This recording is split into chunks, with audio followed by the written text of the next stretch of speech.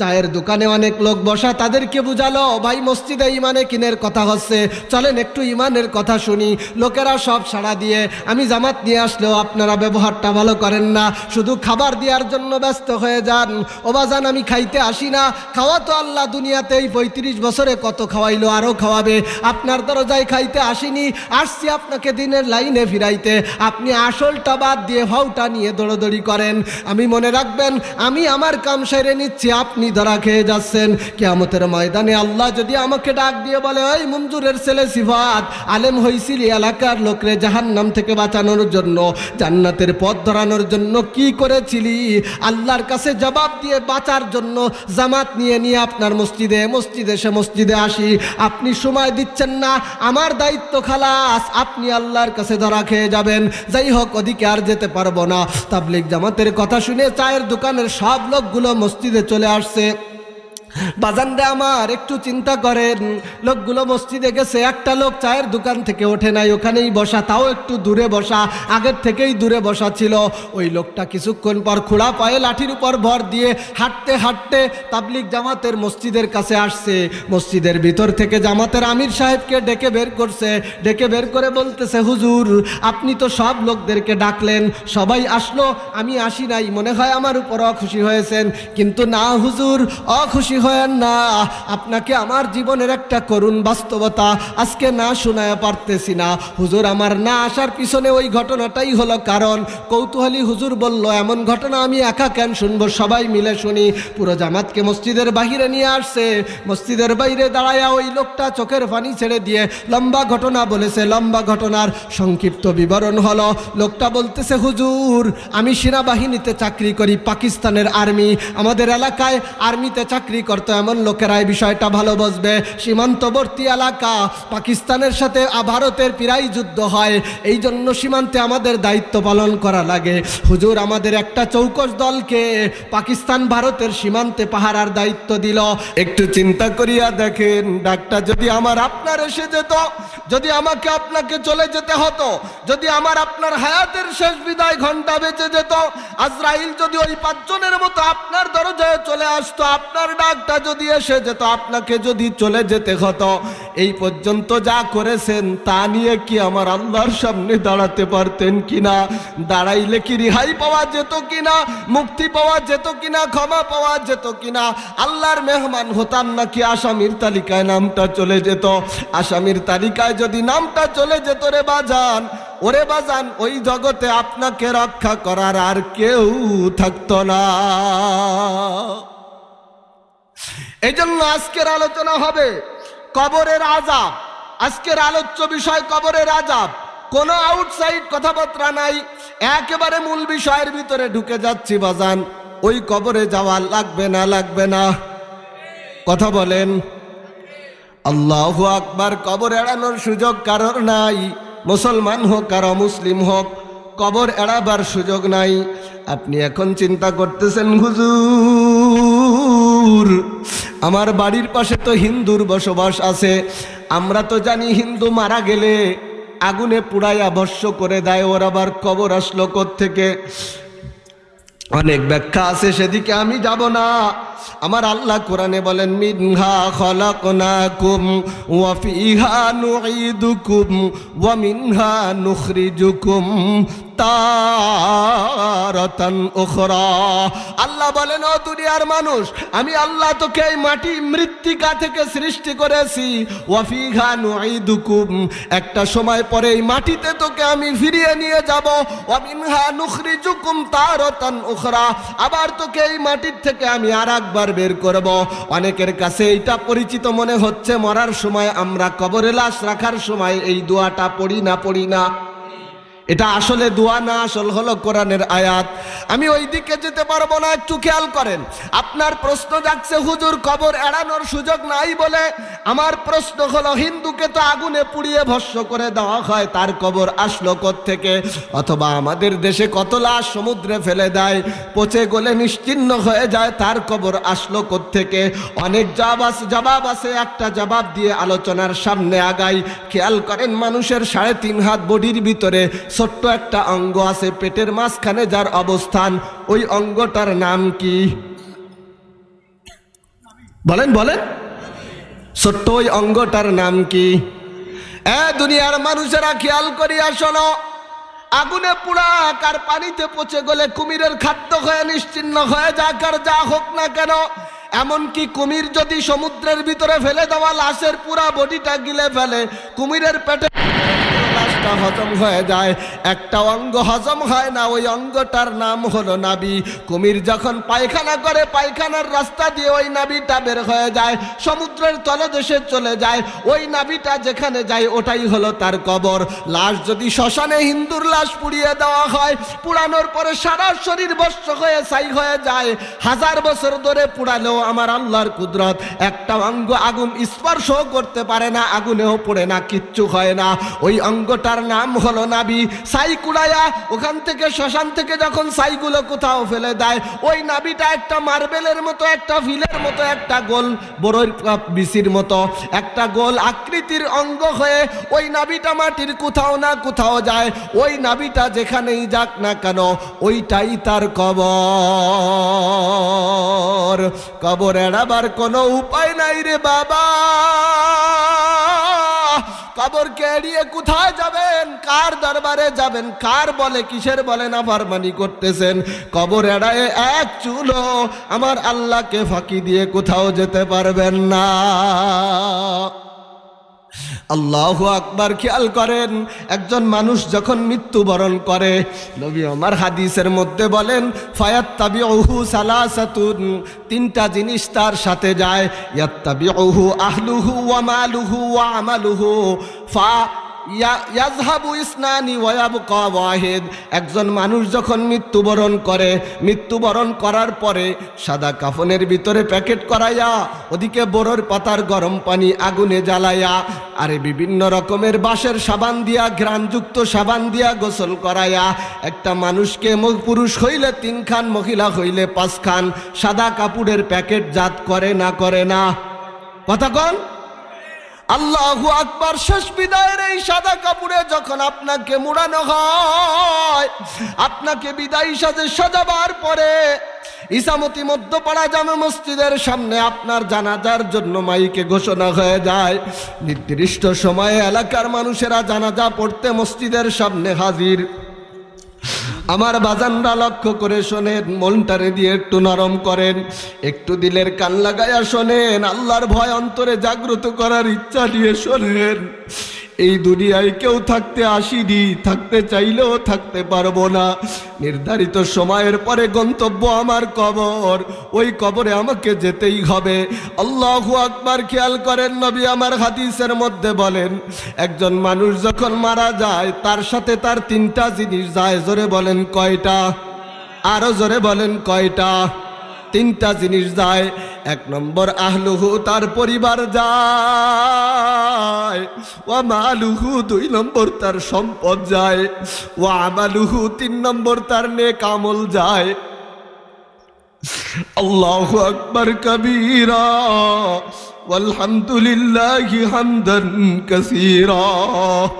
আপনি প্রশ্ন করতে পারেন, হুজুর পরিবার যায় বুঝলাম, মাল কই যায়? মাল যায়নি? হ্যাঁ, না বললেন না, আমি দেখাচ্ছি মাল যায়। নবী আমার হাদিসের মধ্যে বলেন মাল যায়। আপনি না বললেও যায়, আপনি বুঝলেও যায়, না বুঝলেও যায়। পরিবার যায় কেমনে? এই যে কয়দিন আগে আমার মোহাব্বতের এক চাচা যান সিরাজ মোল্লা দুনিয়ার থেকে বিদায় হয়ে চলে গেছে। সিরাজ মোল্লা যখন দুনিয়ার থেকে বিদায় হয়ে চলে যায়, দাফন দেওয়ার জন্য তার বড় ভাই রুফল মোল্লা গেছে না যায় নাই? ভাইরা বাতি যারা গেছে না যায় নাই, এলাকাবাসী গেছে না যায় নাই, সবাই গিয়েছে। এরাই পরিবার। পরিবার যায়। আরে রুফল মোল্লা হলো বড় ভাই, আসছিল দুনিয়াতে আগে। স্বাভাবিক হিসাব আর যুক্তি যদি খাটতো তাহলে রুফল মোল্লার আগে যাওয়ার কথা ছিল। আজ আল্লাহর জমিনের উপরে রুফল মোল্লা দিব্যি হেঁটে বেড়ায়, আর তার থেকে বয়সে ছোট ভাই অলরেডি পরপরের যাত্রী হয়ে যায়। এজন্যই একটা কথা মুরব্বীরা বারবার বলে, আসার সিরিয়াল আছে, যাওয়ার কোনো সিরিয়াল নাই। কথা ঠিক না বেঠিক?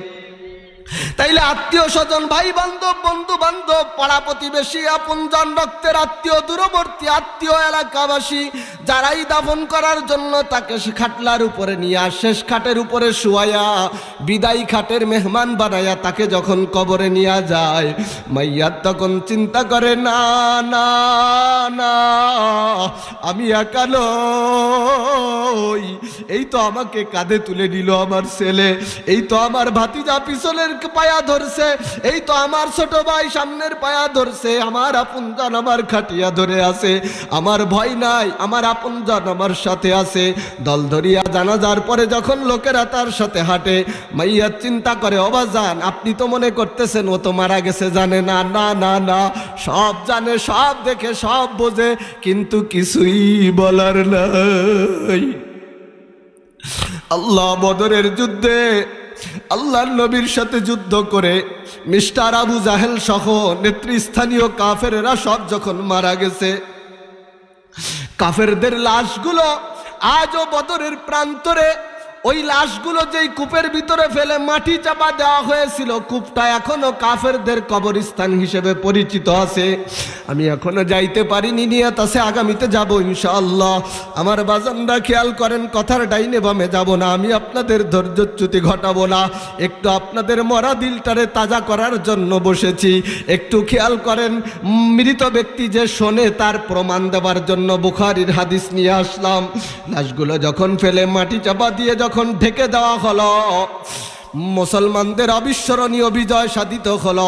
আজকের সমাজে মুসলমান নামীয় একদল মুনাফিক, মুসলমানদের বিজয় তাদের ভালো লাগে না, আছে না নাই? কথা বলেন, আছে না নাই?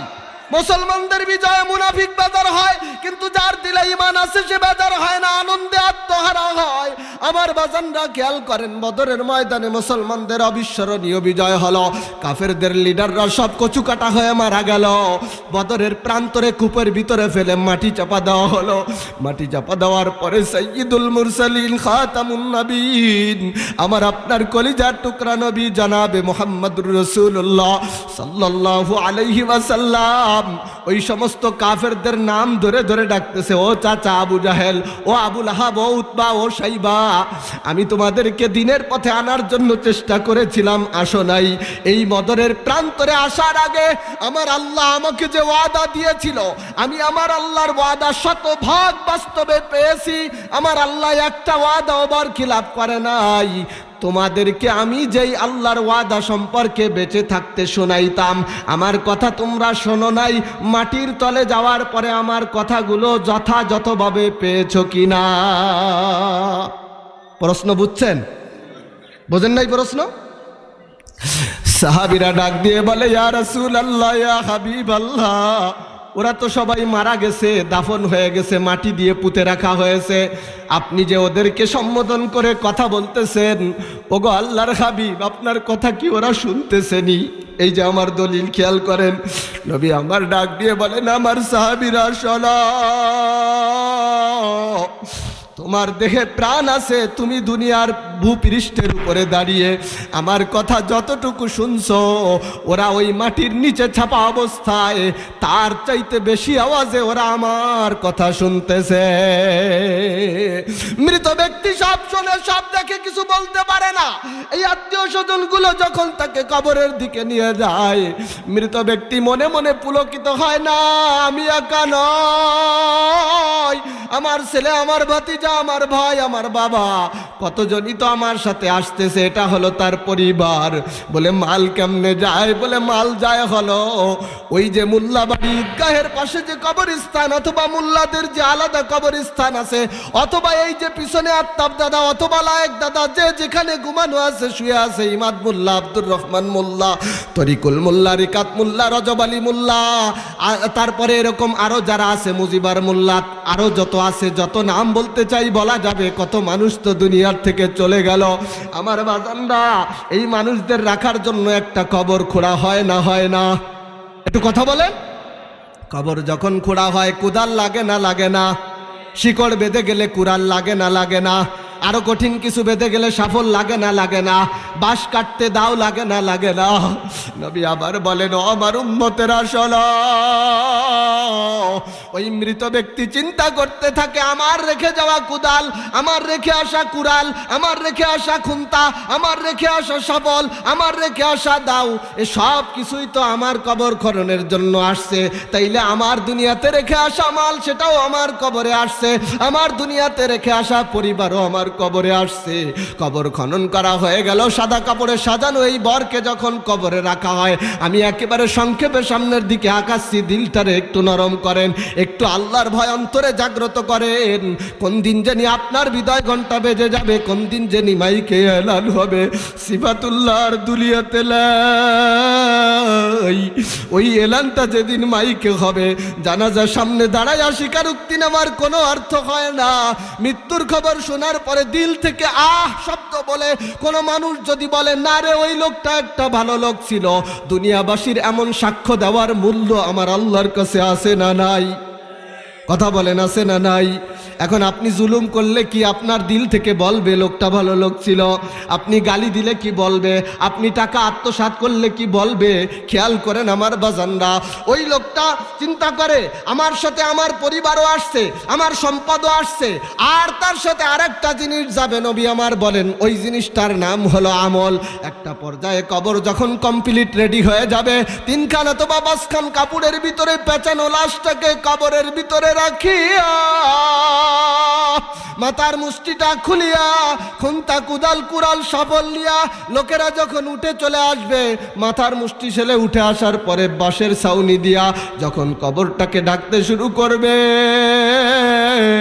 আমার বাজানরা ওই লোকটা তখন আফসোস করে আর বলে, মালিক, সন্তানের দুনিয়া সাজানোর জন্য দুনিয়াতে কি না করছি।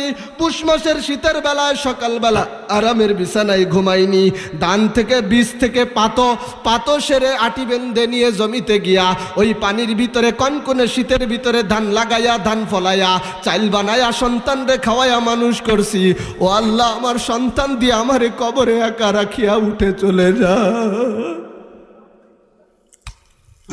লোকটা তখন আফসোস করে আর বলে, আমার পরিবারও আমার থেকে বিদায় হয়ে চলে গেল, সামান্য যে সম্পদটুকু আমার সাথে কবর পর্যন্ত আসছিল তাও তো দেখি চলে যায়। নবী আমার বলেন, দুটা একসময় মৃত ব্যক্তিকে বিদায় জানায়া চলিয়া যায়, ওয়ায়াবকা আমালুহু, একটা মাত্র জিনিস তার কবরে থেকে যায়, সেটা হলো তার আমল। আমার বাজান রে, একটু দিলটারে নরম করিয়া মন রে বুঝাও রে মন। কতবার মুয়াজ্জিন মাইকে আজান দিল, হাইয়া আলাস সালাহ, হাইয়া আলাল ফালাহ, আজানগুলো আমার দিলটাকে নরম করাইতে পারে নাই। আমি মসজিদমুখী হই নাই, আমি নামাজের দিকে যাই নাই।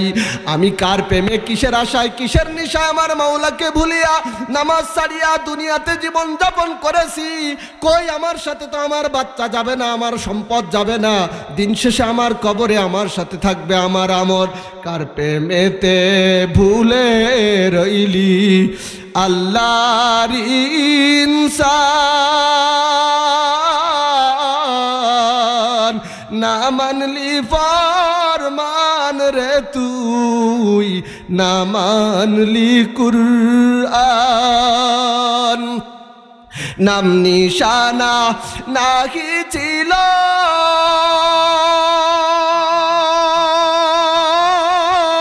শিশু জীবনকে বাদিল। কে দিয়েছে বলেন, বলেন কে দিয়েছে? নাম নিশানা নাহি ছিল শিশু জীবনকে বাদিল, কার দয়াতে আসলি রে তুই দুনিয়ার মাজার, না মানলি ফরমান রে তুই, না মানলি কুরআন। আল্লাহর হুকুম মেনে চলার দরকার আছে না নাই? আরো জোরে বলেন, আছে না নাই? একটু জিকির করেন, লা ইলাহা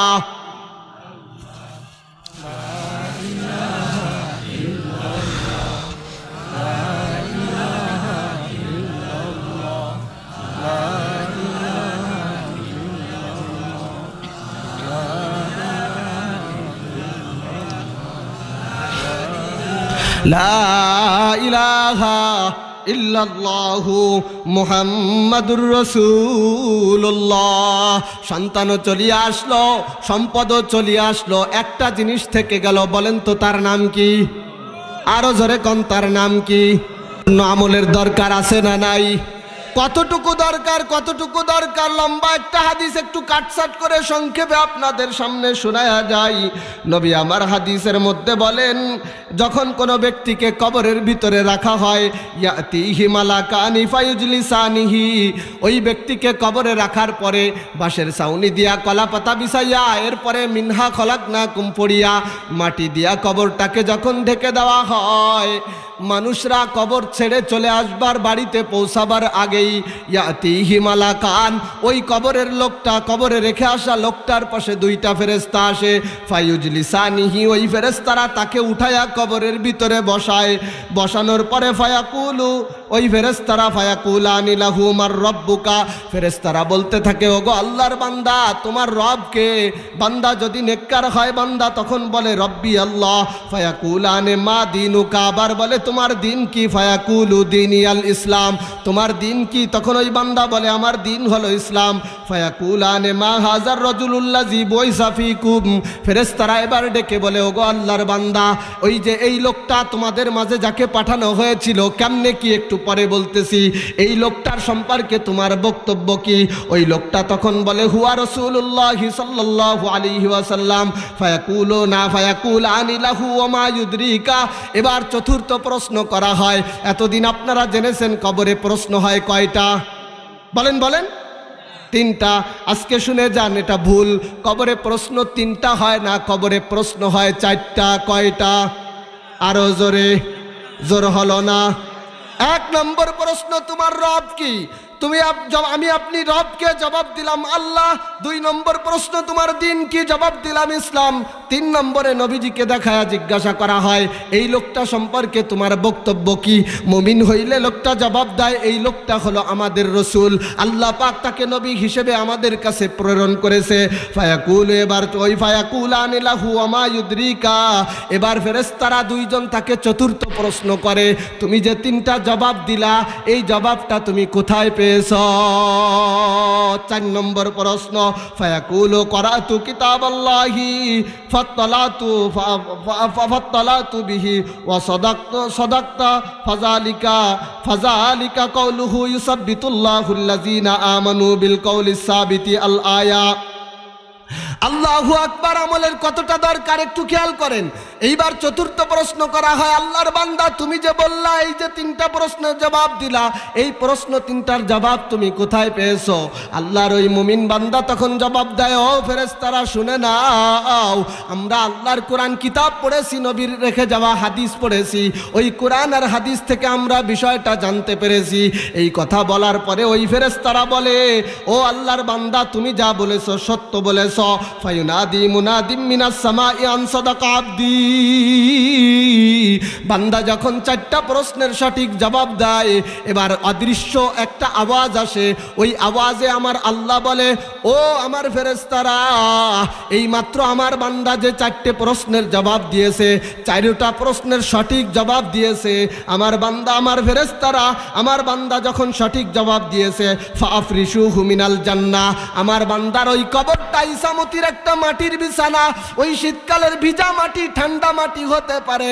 ও যেহেতু চারো প্রশ্নের উত্তর সঠিক দিয়েছে, ও আমার ফেরেশতারা আমার বান্দার ওই মাটির উপরে জান্নাতি বিছানা বিছায়া দাও। চিৎকার মেরে কন্যা সুবহানাল্লাহ, আর জোরে কোন সুবহানাল্লাহ। এই কবরে জান্নাতি বিছানা চাই না? চাই না? আরো জোরে বলেন, চাই না? চাই না? কারা কারা চাই? দুটি হাত তুলে আল্লাহকে দেখাই। হাত নামাবেন না, আরশের মালিক আল্লাহ। দুনিয়াতে টাকা পয়সা গাড়ি বাড়ি যা দিয়েছো, আর কত দিবা না দিবা তোমার ব্যাপার। এই শীতের রজনীতে সামিয়ানার নিচেই, কুয়াশার নিচেই বসে ঘাম ঝরানো কষ্ট করে আমরা তোমার দরবারে হাত তুলেছি আল্লাহ। ও দয়ার মালিক, দুনিয়ার টাকা পয়সা গাড়ি বাড়ির তামান্না নিয়ে হাত তুলি নাই আল্লাহ। ওই কবরে ফেরেশতার 4 প্রশ্নের জবাব দিয়া ওই কবরে জান্নাতি বিছানার তামান্না নিয়ে হাত তুলেছি। আল্লাহ, দুনিয়ার যে কয়টা বছর জীবন থেকে চলে গেছে ও আল্লাহ, বাকি জীবনের ক্ষেত্রে তোমার কাছে একটাই তামান্না রে আল্লাহ। মোহাব্বতের সাথে আল্লাহকে একটু ডাক দেন না আল্লাহ, আবার ডাক দেন না আল্লাহ, আবার ডাক দেন না আল্লাহ। ও দয়ার মালিক, একটাই চাওয়া, কবরে জান্নাতি বিছানা বিছায়া দিও। আরো জোরে কন আমিন, আরো জোরে কন আমিন, আরো জোরে কন আমিন। হাত নামান। আল্লাহ পাক ডাক দিয়ে বলে, ও আমার ফেরেশতারা, আপনি তার কবরে জান্নাতি বিছানা বিছায়া দাও। ও আলবিসুহু মিনাল জান্নাহ, শুধু জান্নাতি বিছানা বিছায়া ক্ষান্ত দিও না রে ফেরেশতারা, ওকে জান্নাতি পোশাক পরায়া দাও। ওয়াফতাহু লাহু বাবান ইলাল জান্নাহ, শুধু পোশাক পরায়া ক্ষান্ত দিও না, ওই কবরের সাথে জান্নাতের সংযোগ স্থাপন করে কবর টু জান্নাত একটা দরজা বানায়া দাও। হ্যাঁ, এরকম কবরের দরকার আসেনি? দরকার থাকলে কি করতে হবে পরে বলতেছি। আল্লাহর হাবিব আল্লাহ পাক ডাক দিয়ে বলেন, ওয়াফতাহু লাহু বাবান ইলাল জান্নাহ, জান্নাতের দরজা খুলে দাও। ফায়ুফতাহু, দরজা খুলে দেওয়া হয়। ক্বালা ফায়াতিহি মিন রাউহিহা ওয়া তাতিবিহা। আল্লাহর হাবিব বলেন, যখন জান্নাতের দরজা খুলে দেওয়া হয় তখন ওই কবর থেকে সরাসরি জান্নাতের সুঘ্রাণ আসতে থাকে। এটা সুবহানাল্লাহ কোন? কিসের সুঘ্রাণ? কিসের সুঘ্রাণ? জান্নাতের সুঘ্রাণ আসতে থাকে। ও আমার বাজানরা, কথা এই পর্যন্ত ক্ষান্ত দেই, এত গেল পুরস্কার। এখন যেই ব্যক্তি আসসালাতু খায়রুম মিনান নাউমের পরে মসজিদে আসে নাই, হাইয়া আলাস সালার পরে মসজিদমুখী হয় নাই, বাড়িতেও নামাজ পড়ে নাই, বিলেও নামাজ পড়ে নাই, আমার আল্লাহর হুকুম যে মানে নাই, ওরও মরা লাগবে না? লাগবে না? কথা বলেন, লাগবে না? লাগবে না? তার কি হবে? আসুন না নবীজি এবার কি বলেন, ও আম্মাল কাফিরু ফাযাকারা মাউতাহু ওয়া ইউআদু রূহুহু ফি জাসাদিহি ওয়া ইয়াতিহি মালাকানি ফায়ুজলিসানিহি ফায়াকুলানি মার রাব্বুকা ফায়াকুলু হা হা লা আদরি ফায়াকুলানি লাহু মা দীনুকা ফায়াকুলু হা হা লা আদরি ফায়াকুলানি লাহু মা হাযার রাজুলুল্লাযী বুইসা ফীকুম ফায়াকুলু হা হা লা আদরি ফায়ুনাদি মুনাদিম মিনাস সামাই আন কাযাবা ফাআফরিশুহু মিনান নার। সংক্ষেপ কথা হলো, এরপরে যখন ওই ব্যক্তি কাফের হয়, অন্য হাদিসে আসছে গুনাহগার হয়, এই হাদিসে আসছে কাফের হয়, সামঞ্জস্য হলো, মিল হলো। গুনাহগার হইল একই পরিণতি, কাফের হইল একই পরিণতি। গুনাহগারকে যখন কবরের ভিতরে রাখা হয়, কাফের বেঈমানকে যখন কবরের ভিতরে রাখা হয়, তার কাছেও 2 জন ফেরেশতা আসে। ওই ফেরেশতারা কাফেরকে সওয়াল করে 3টা। এইবার বেঈমানের প্রশ্ন কয়টা? কথা বলেন।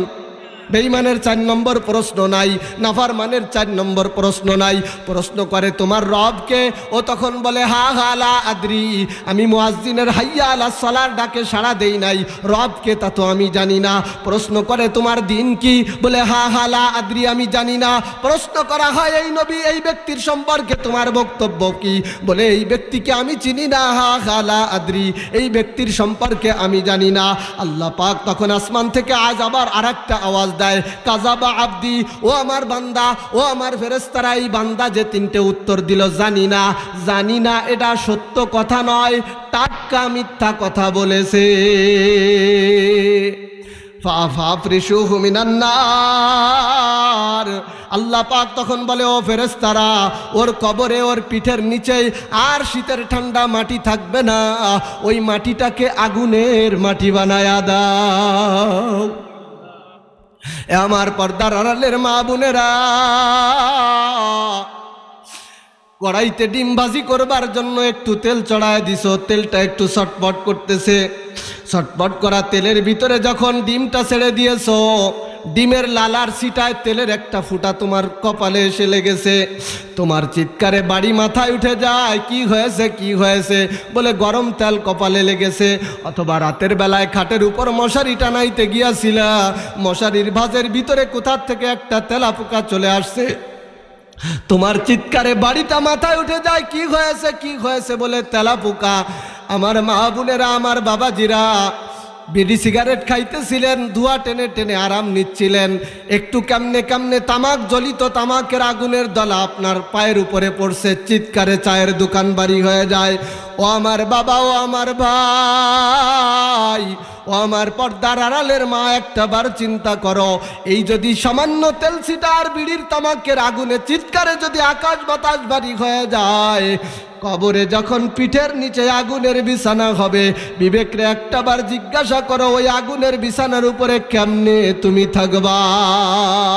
আল্লাহ পাক ডাক দিয়ে বলেন ফাফরিশুহু মিনান নার, আগুনের বিছানা বিছায়া দাও, আলবিসুহু মিনান নার, ও ফেরেশতারা ওকে আগুনের পোশাক পরায়া দাও, আফতাহু লাহু বাবান ইলান নার। শুধু আগুনের পোশাক পরাইলে হবে না, জাহান্নামের সাথে আর কবরের সাথে দরজা খুলে একটা সংযোগ স্থাপন করে দাও। ক্বালা ফায়াতিহি মিন হাররিহা ওয়া সামুমিহা ক্বালা ওয়া ইউযায়্যাকু আলাইহি কবরুহু। নবী আমার বলেন, এরপরে জাহান্নামার কবরের মধ্যে দরজা খুলে দেওয়া হয়, ওই জাহান্নামের আগুনের তাপ তার কবরের ভিতরে আসতে থাকে, এভাবে চলতে থাকে। ফায়ুযায়্যাকু আলাইহি কবরুহু, শুধু আগুন পর্যন্ত ক্ষান্ত না, নবী আমার বলেন, ও আমার দুনিয়াবাসী, আমার প্রিয় এলাকাবাসী, কবরকে নিয়ে একটু চিন্তা করার সময় এখনই চলে আসছে। আল্লাহু আকবার। বিছানা আগুনের, পোশাক আগুনের, বিছানা আগুনের, পোশাক আগুনের, দরজা খুলে দেওয়া হলো জাহান্নামের আগুনের। জাহান্নামের আগুন কেমন ভয়াবহ সেদিকে আমি যেতে পারবো না, আমার হাতে সময় নাই, একটু খেয়াল করেন বন্ধুরে আমার, বাজানরে আমার।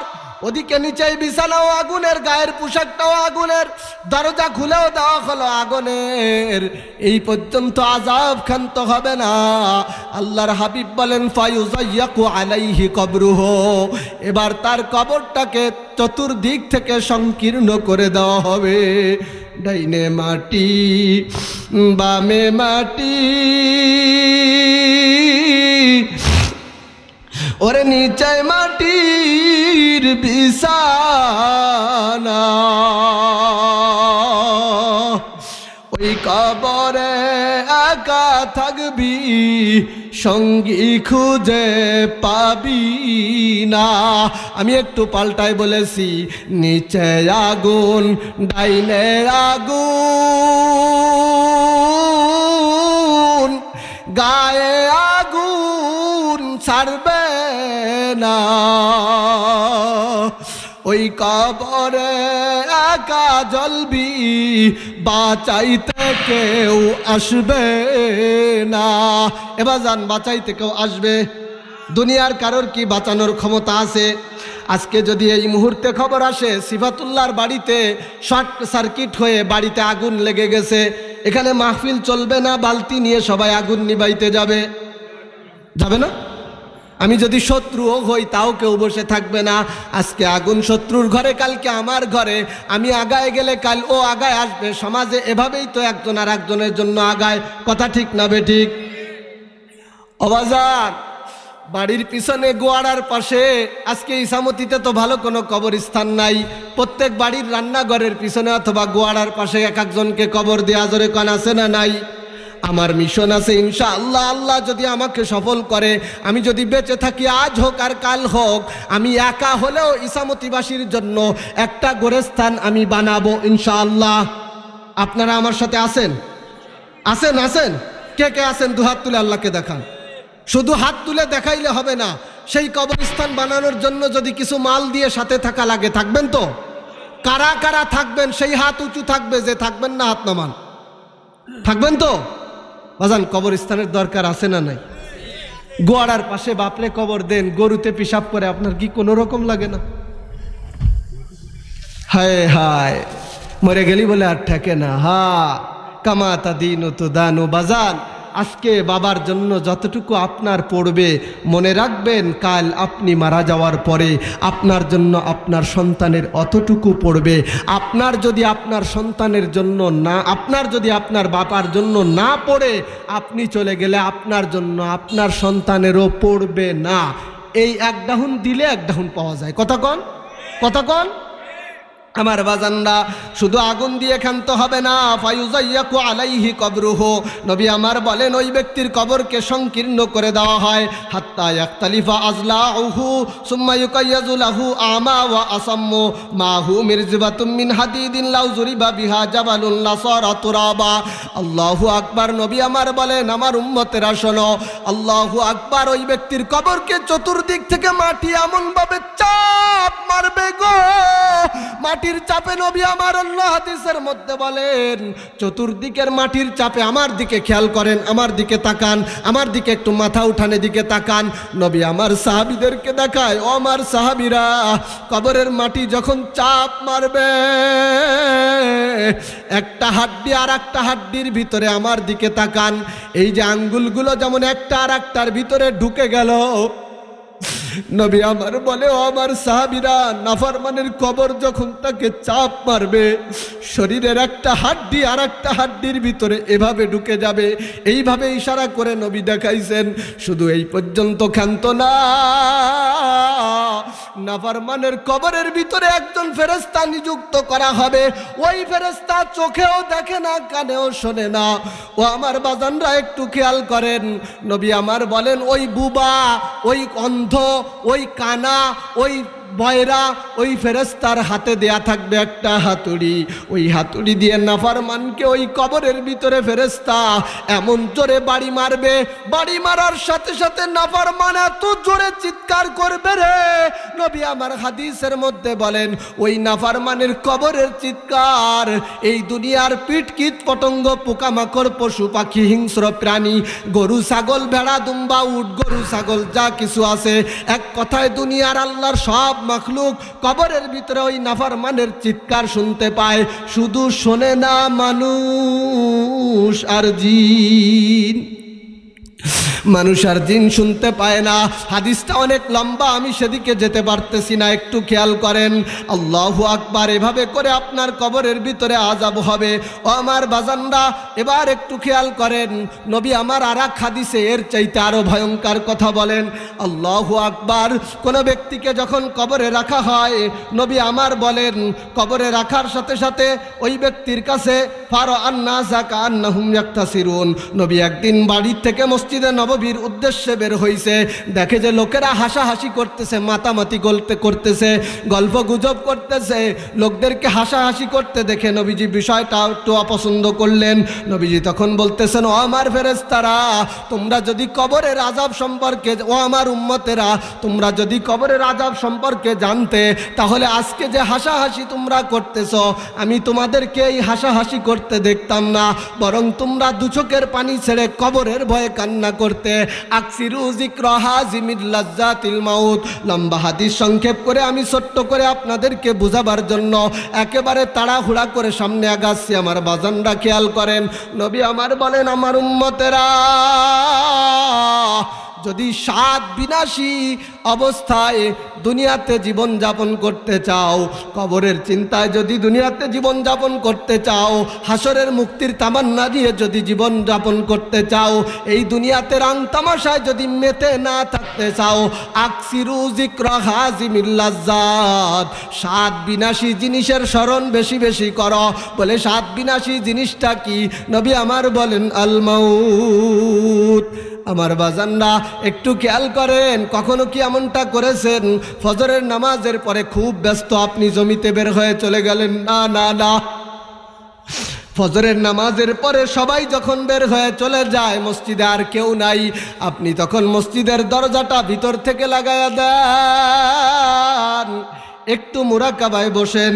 মুরাকাবায় বসে চিন্তা করেন, ওরে মন, এই বাড়িতে আমার আগে আমার দাদা থাকতো, দাদা কত শখের বাড়ি বানায়া দিয়া চলে গেল, আমার আব্বা থাকতো, এই যে সেদিন আব্বাকে কবরে রেখে আসলাম, ও মন, বাবাও থাকতে পারে নাই, দাদাও থাকতে পারে নাই, আমিও থাকতে পারবো না। কথা কন ঠিক না বেঠিক? মন রে জিগানো রে মন, আমাকে তো মরতেই হবে। নবী আমার বলেন, মৃত্যুর স্মরণ বেশি বেশি করো। আমি বোঝানোর জন্য বলে থাকি, এভাবে বলতে থাকেন, আমাকে তো মরতেই হবে, বলেন না, আমাকে তো মরতেই হবে, বলেন, আমাকে তো মরতেই হবে, বলেন। বলতেছেন না কেন? আমাকে তো মরতেই হবে, আমাকে তো মরতেই হবে, আমাকে তো মরতেই হবে। এভাবে মৃত্যুর মুরাকাবা করেন, মৃত্যুর চিন্তা করেন। নবী আমার এবার কি বলে দেখেন, ও আমার সাহাবীরা, এভাবে মৃত্যুর স্বাদ বেশি, মৃত্যুর জিকির বেশি বেশি করতে থাকো, কেননা প্রত্যেক দিন তোমাকে যেই মাটিতে দাফন করা হবে, খেয়াল করেন, আপনার জন্য একটা মাটি বাজেট হয়ে আসে না নাই? ওই মাটিতে আপনার কবর হবে না, হবে না। আপনি যদি বঙ্গোপসাগরে ট্রলার ডুবিয়ে মারাও যান, আমি তো আগেই বলেছি আপনার দেহ কুমিরে খাবে, আপনার নাভি থাকবে অটুট, আপনার নাভির কিছুই হবে না। সমুদ্রের যেই জায়গায় ওই নাভিটা গিয়ে পড়বে ওটাই আপনার কবর। ওই কবরের মাটি আপনাকে ডেকে ডেকে কি বলে একটু খেয়াল করেন। নবী আমার বলেন, কবরের মাটি প্রত্যেক দিন ডাকে আব্দুল্লাহ, আব্দুল করিম,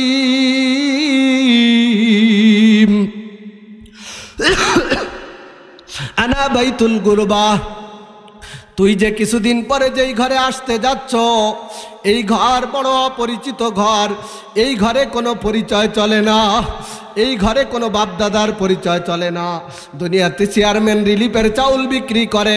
চেয়ারম্যানের বাড়ির পাশে বাড়ি হইলে লিস্টে নাম থাকলো, লাইনের পরে দাঁড়ায়া পরিশেষে থেকে যাওয়া চাউল থেকে 10-5 কেজি আনা যায় না, যায় না। কথা কোন যায় আনা। কিছু পরিচয় এখানে চলে, দুনিয়ার সব জায়গায় পরিচয় চলে।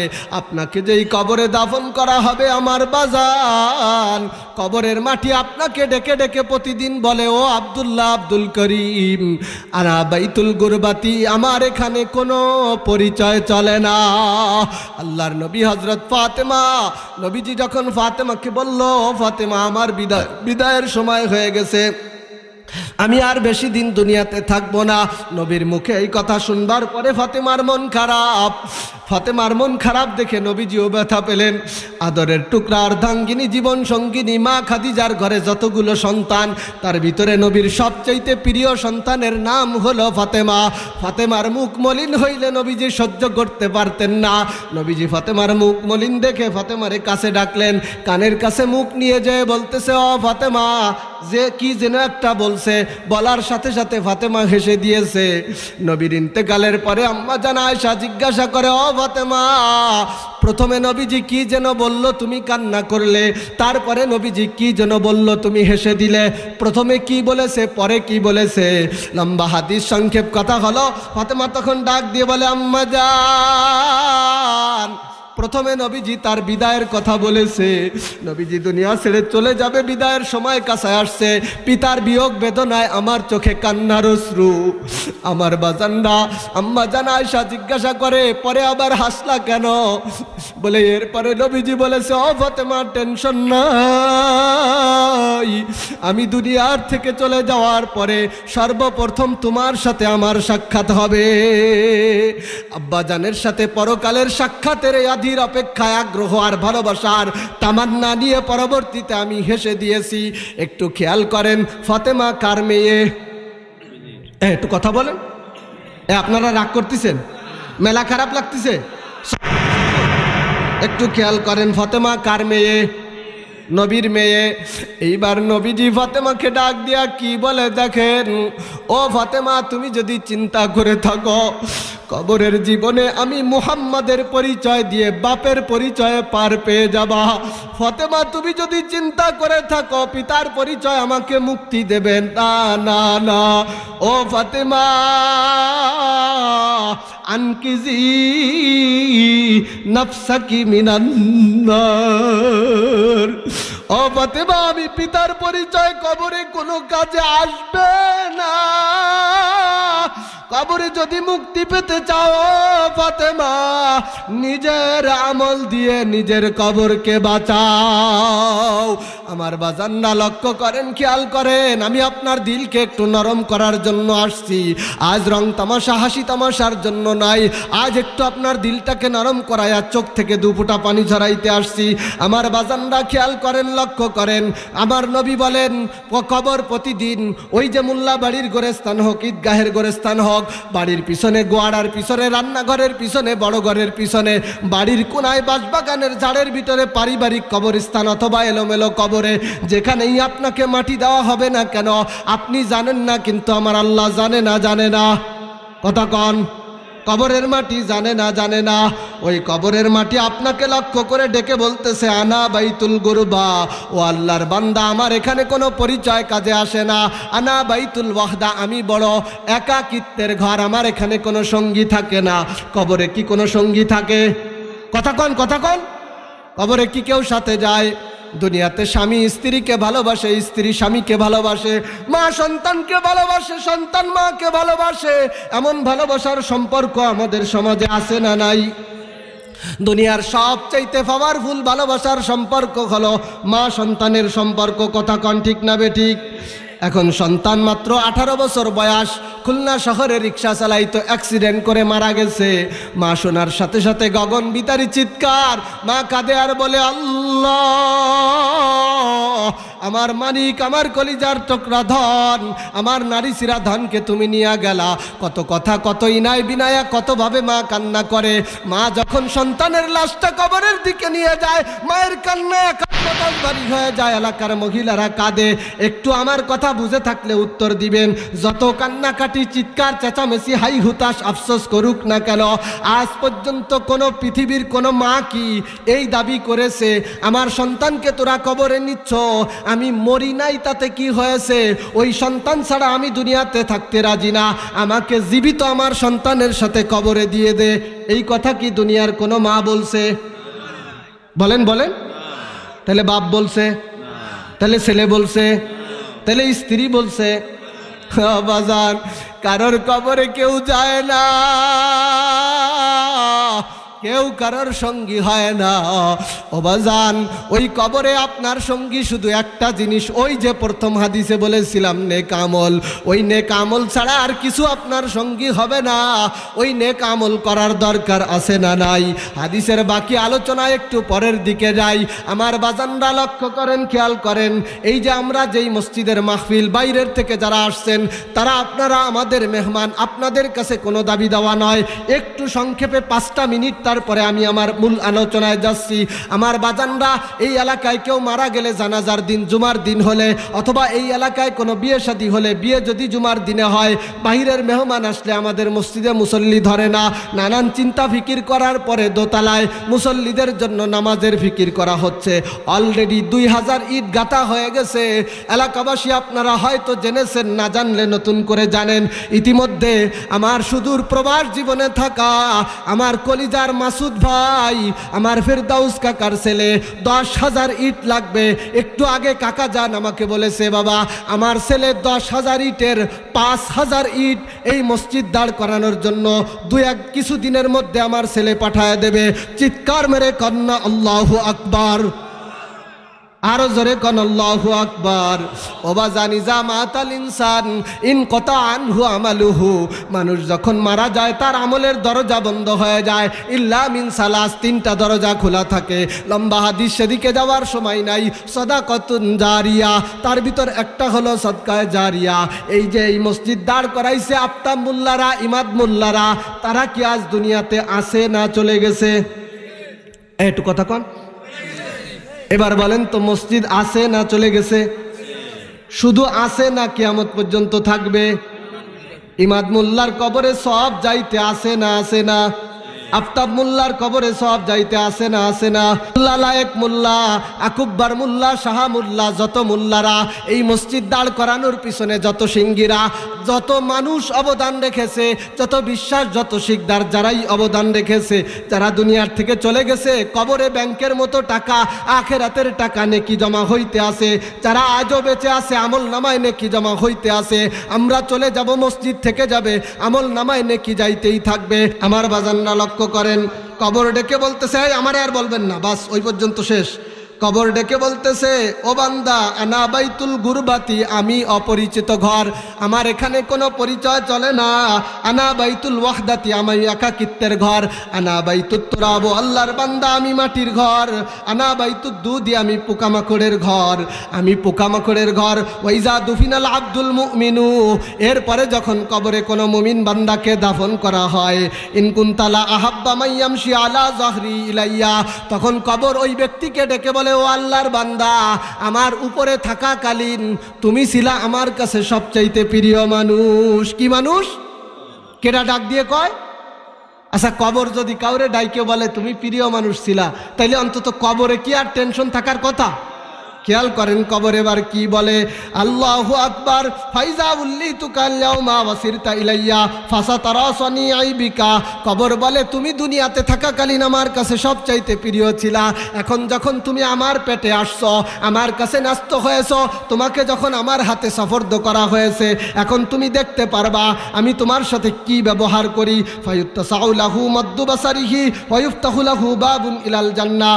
আর তখন কবর, আল্লাহু আকবার, নবী আমার হাদিসের মধ্যে বলেন এই কথা বলার পরে ওই লোকের চোখের দৃষ্টি যত দূর যায়, ওই 3.5 হাত মাটির ঘরটা চোখের দৃষ্টি সমপরিমাণ জায়গা নিয়ে প্রশস্ত হয়ে যায়। আল্লাহু আকবার। এরপরে কবর কি বলে জানেন, ওয়ায়ুফতাহু লাহু বাবুন ইলাল জান্নাহ।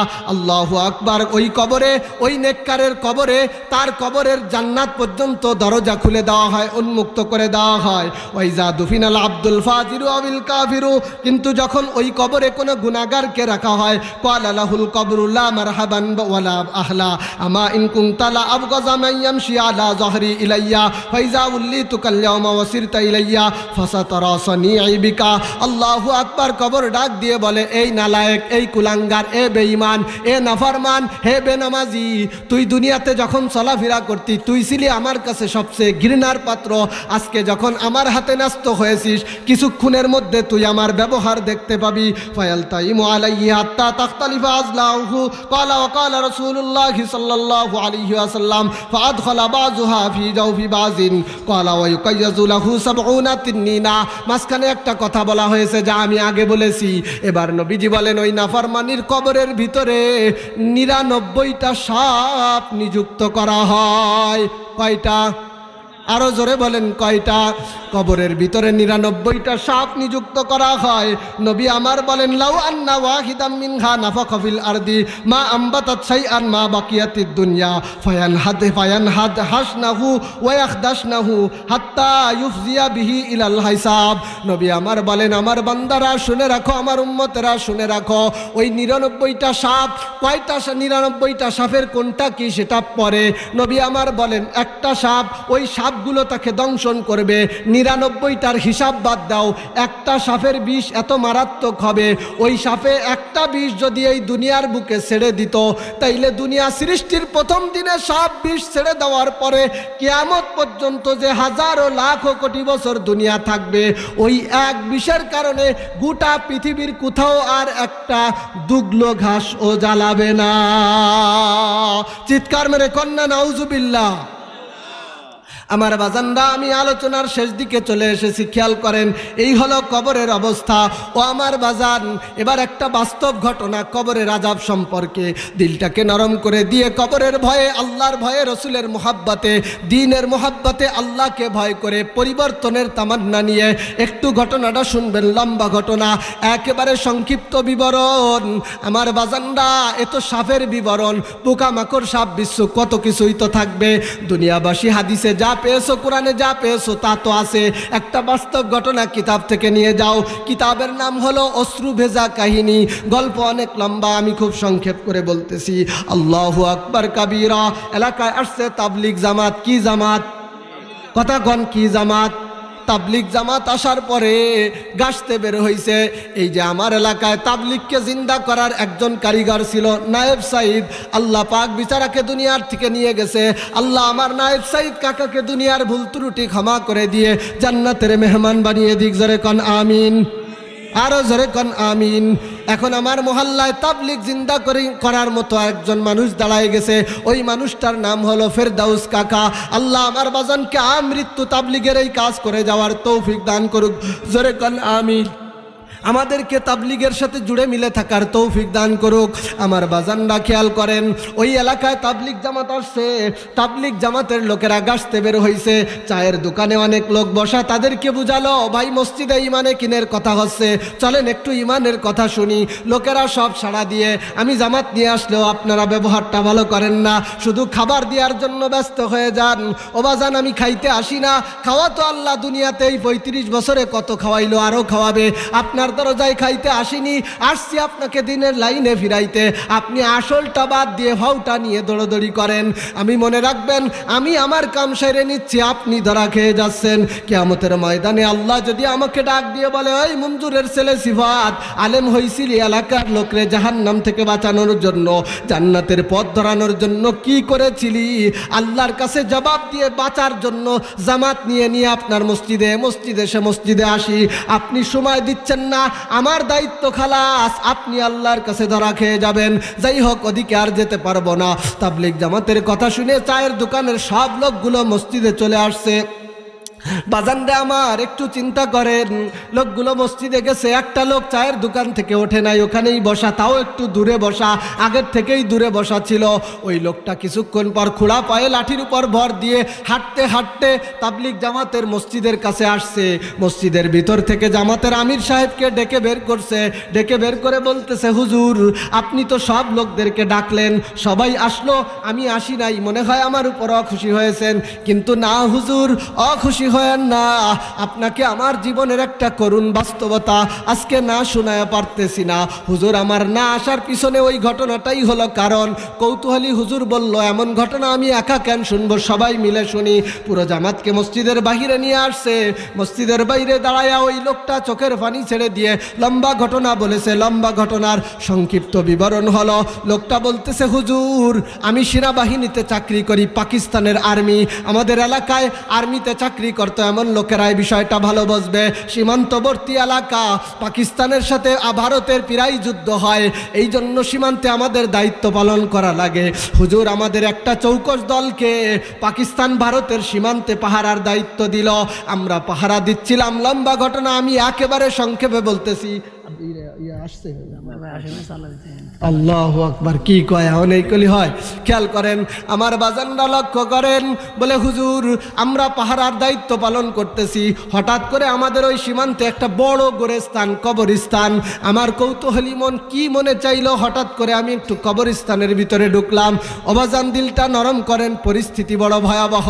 আল্লাহু আকবার কবীরা,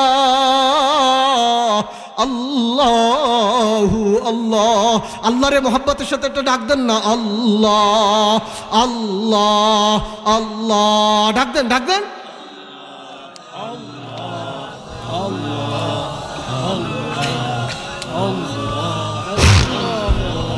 আল্লাহ আল্লাহ আল্লাহ। ওই আল্লাহ ছাড়া কেউ আসেনি বাজান, ওই পরকালে আল্লাহ ছাড়া কেউ বাঁচাইতে পারবেনি। আরে আলেমদের সুপারিশ, নবীদের সুপারিশ বড় পরের বিষয়। প্রথম চোটে যদি আল্লাহর কাছে ধরা খাইয়া যায়, কবর হইল আখেরাতের প্রথম ঘাটি। ওই ঘাটিতে যদি আসামি হয়ে যায়, পরের ঘাটিগুলোতে বড় বিপদ অপেক্ষা করতেছে। আর যদি কবরে নাজাত পাইয়া যায়, পরের ঘাটিগুলো কেমনে পার হয়ে যাব টেরও পাবো না। আল্লাহু আকবার কাবীরা। আমার বাজানরা খেয়াল করেন, ওই আর্মির সদস্য, আর্মিরা তো একটু ছোটখাটো হয়, দুর্বল হয়, সেকনা হয় না, সবের উল্টা। এই যে আমাদের বসার ভাইয়ের কাছে জিজ্ঞাসা করলে পাওয়া যাবে, একসময় র্যাবে ছিল, রিটায়ার্ড আসছে। ওই যে ফেরদাউস কাকা, উনি তো আমাদের এলাকার খাটো মানুষ। সব দেশের আর্মিরা উঁচু লম্বা হয়, সুটম দেহের অধিকারী, পাঞ্জাবি আর্মি। কবরস্থানের ভিতর দিয়ে হাঁটতেছে, হঠাৎ করে শোনে একটা কবরস্থানের ভিতর থেকে কুড়মুড় করে মুড়ি চাবাইলে যেরকম শব্দ হয়, ওরকম শব্দ আসতেছে। কৌতূহলী লোকটা শব্দ শুনে শব্দকে ফলো করে সামনের দিকে আগাইতেছে। সামনের দিকে আগায়া যায়া দেখে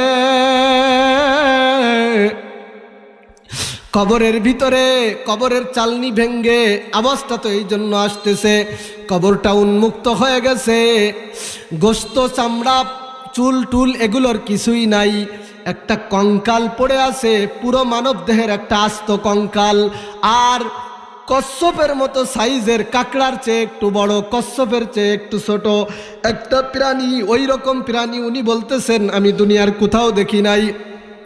ওই প্রাণীটা ওই কঙ্কালের হাড্ডিগুলোরে এক জায়গা করে যখন চাপ দিচ্ছে, কোড়মুড় করে হুড়মুড় করে সমস্ত হাড্ডিগুলো ভেঙ্গে টুকরো টুকরো হয়ে যাচ্ছে।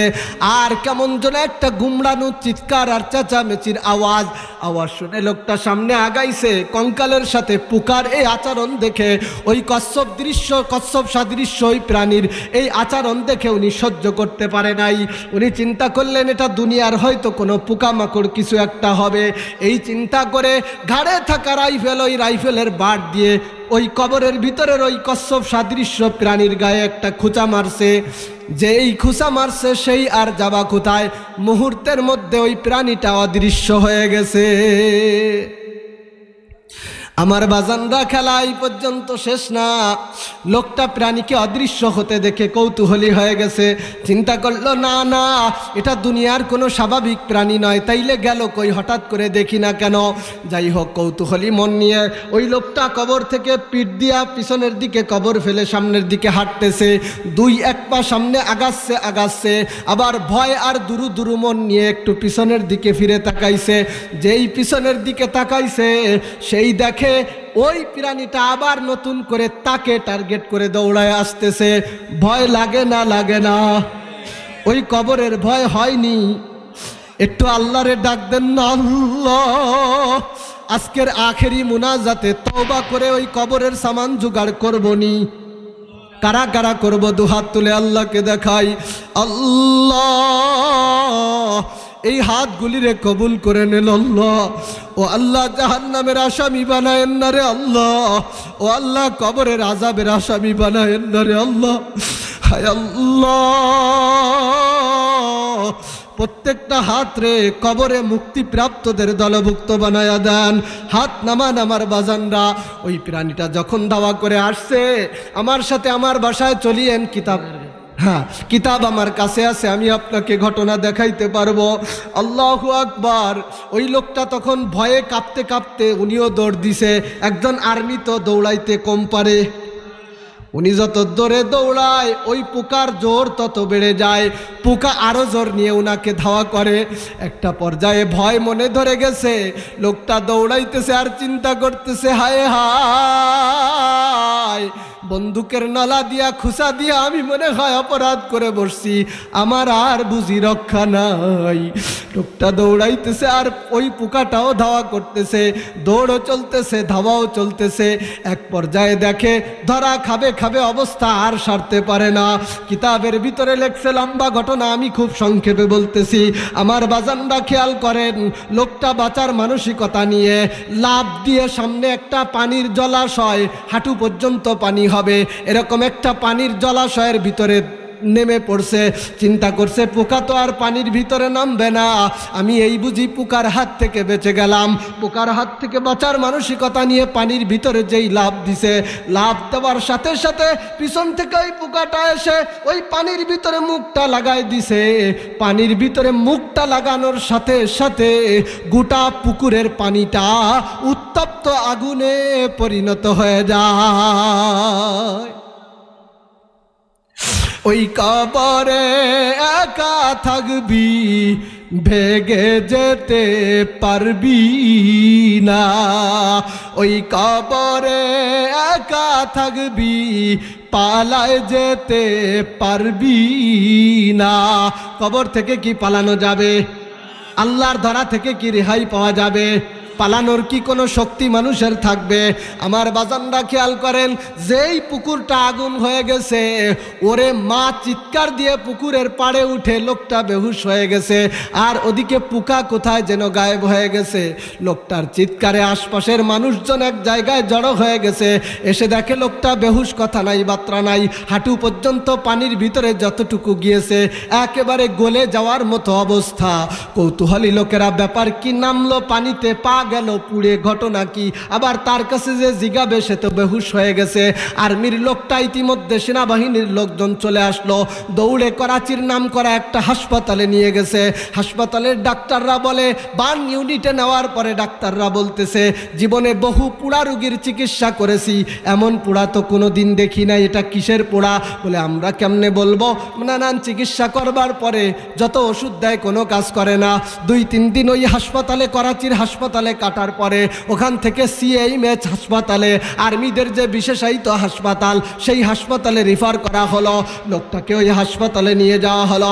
হাসপাতালের ডাক্তারেরা তাদের সাধ্যমতো যত চিকিৎসা ছিল সব চিকিৎসা প্রয়োগ করলো, কিন্তু রুগীর অবস্থার কোনো উন্নতি হয় না। লোকেরা চিন্তা করলো আমাদের এখানের চিকিৎসায় হবে না, আবার একজন সৈনিক বিনা চিকিৎসায় মারা যাবে, এটা কি সেনাবাহিনী হতে দেবে? কৌতূহলী লোকেরা রুগীকে নিয়ে বিমান উড়াইয়া, স্পেশাল বিমান উড়াইয়া আমেরিকার সবচেয়ে উন্নত বার্ন হাসপাতালে নিয়ে গেছে। আমেরিকার ডাক্তারদের একটা বোর্ড বসাইছে, পাকিস্তানের রাষ্ট্রীয় খরচে চিকিৎসার ব্যবস্থা হচ্ছে। অবাজান দিলটারে নরম করিয়া শোনার চেষ্টা করেন। আমি আর বেশি সময় নাই, আমারও কষ্ট হয়ে যাচ্ছে। আবু জাফর ভাই আসলেই আমি ছেড়ে দেব। আপনারা কি অধৈর্য হচ্ছেন, বিরক্ত হচ্ছেন? আপনাদের কাছে কি খারাপ লাগতেছে? দিলে কি একটু পরিবর্তন আসে? কবরের কি একটু চিন্তা হয় বাজান? ওবাজান একটু মনটারে গলাইয়া শোনেন, ওই কবরে আপনারও যাওয়া লাগবে, আমারও যাওয়া লাগবে। আল্লাহ যেন আমাদেরকে কবরে আসামি না বানায়, বলি আমিন। আল্লাহ যেন ওই কবরে 4টা প্রশ্নের উত্তর দেওয়ার তৌফিক দেয়, বলি আমিন। আমার বাজানরা লক্ষ্য করেন, বিশেষ বিমানে উড়াইয়া আমেরিকায় নিয়ে যাওয়া হলো। আমেরিকার সবচাইতে উন্নত হাসপাতাল, পৃথিবীর সেরা হাসপাতাল হবে নিশ্চয়ই, ওই হাসপাতালে চিকিৎসার জন্য নিয়ে যাওয়া হলো। মেডিকেল বোর্ড বসলো, 10 সদস্যের সবচেয়ে বড় বড় ডাক্তারদের একটা মেডিকেল বোর্ড বসে গেল। মেডিকেল বোর্ড 15 দিন পর্যন্ত চিকিৎসা করছে। চিকিৎসা করার পরে মেডিকেল বোর্ডের বক্তব্য হলো, এই জীবনে শত শত পুরা রোগীর চিকিৎসা করেছি, এটা কোনো দুনিয়ার পুরা নয়, আমাদের কোনো মেডিসিন আর কাজ করতেছে না, আমাদেরকে একটু বলো এই ক্ষত, এই পুরা কেমনে হলো? চিৎকার মেরে কন্যা আল্লাহু আকবার। মোহাব্বতের সাথে আল্লাহরে ডাক দেন না আল্লাহ, দিলটারে নরম করে আল্লাহরে ডাক দেন না আল্লাহ, আরো জোরে ডাক দেন আল্লাহ। ওরে পাকিস্তানের ডাক্তারেরা বুঝে ফেলছে অবস্থা বড় ভয়াবহ, অবস্থা বড় জটিল, আমাদের মেডিসিনে আর কাজ করতেছে না। ডাক্তাররা বলে আমাদেরকে একটু বলো কি ব্যাপার? বলে আমরা রুগীর সিরিয়াস অবস্থা দেখে রুগীর কাছে আমরা জিজ্ঞাসা করি নাই, আপনারা জিজ্ঞাসা করেন। আর্মির সদস্য হইলেও ইংরেজিতে বড় পটু ছিল, বাকপটু, ইংরেজিতে অনার্গল কথা বলতে পারতো। আমেরিকার ডাক্তারেরা জিজ্ঞাসা করে, ভাই গ এই পোড়া তো দুনিয়ার কোনো আগুনের পোড়া নয়, তোমার এই পা কেমনে পুড়লো আমাদেরকে একটু বলো। আর ডাক্তারেরা যখন জিজ্ঞাসা করছে, ওই আর্মির সদস্য 2 চোখের পানি ছেড়ে দিয়ে কান্না জড়িত কণ্ঠে এতক্ষণ আমি আপনাদেরকে যেই ঘটনা বললাম পুরো ঘটনা খুলে বলছে। খুলে বলবার পরে ওই ডাক্তারদের 10 সদস্যের মেডিকেল বোর্ড তারা একসাথে জ্বালিয়ে দিল, এটা আল্লাহর আযাবের আগুন, দুনিয়ার কোনো মেডিসিন এই আগুনের ক্ষত সারতে পারবে না। আমরা ফেল করলাম, আপনারা রিলিজ দিয়ে দিলাম, রুগী বাড়ি নিয়ে যান, আমাদের কিছু করার নাই। আমেরিকার চাইতে উন্নত হাসপাতাল এই দুনিয়াতে কি আর হওয়া সম্ভব? একটা কথা কন, আমেরিকার ডাক্তারেরা যদি ফেল করে আর কোনো ডাক্তারের মেডিসিনে কি কাজ হবে? আমার বাজানরা লক্ষ্য করেন, রোগীকে আমেরিকার ডাক্তারেরা রিলিজ করে দিল, রোগী বাড়ি চলে আসলো।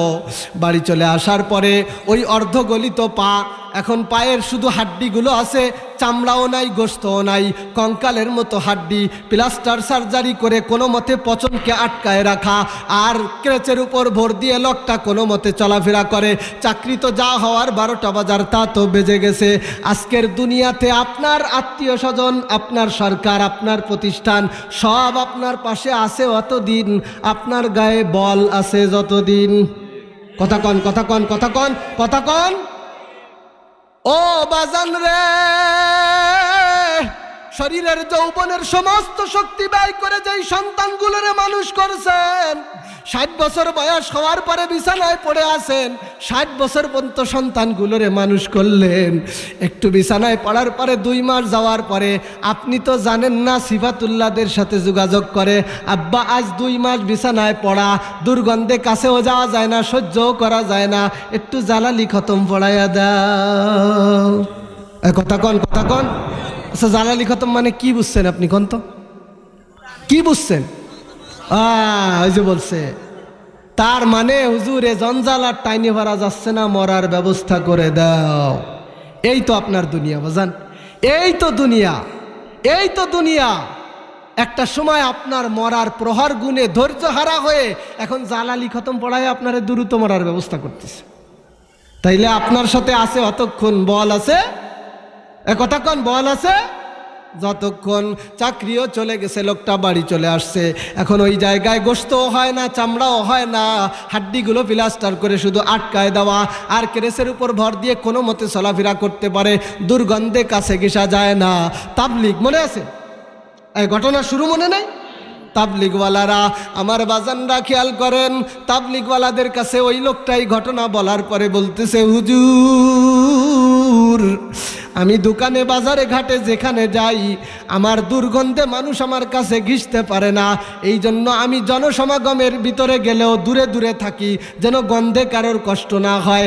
আপনারা ডাকছেন, সবাই আসছে, আমি আসি নাই, কারণ আমি মসজিদে ঢুকলে গন্ধে অন্যরা টিকতে পারবে না, এই জন্য আমি আসি নাই। হুজুর কষ্ট নিয়েন না, আমি রাইফেলের খুসা দিয়ে বড় ভুল করেছি, হুজুর আমার ভুলের মাসুল আমি দিচ্ছি, আমার তাতে দুঃখ নাই, এই দুনিয়াতে আল্লাহ যা দিয়েছে আমি তার উপর খুশি, কিন্তু হুজুর আমার একটু জবাব দেন, কবরে যাওয়ার পরে আমার আল্লাহ কি আমারে এর জন্য আবার কোনো শাস্তি দেবেনি?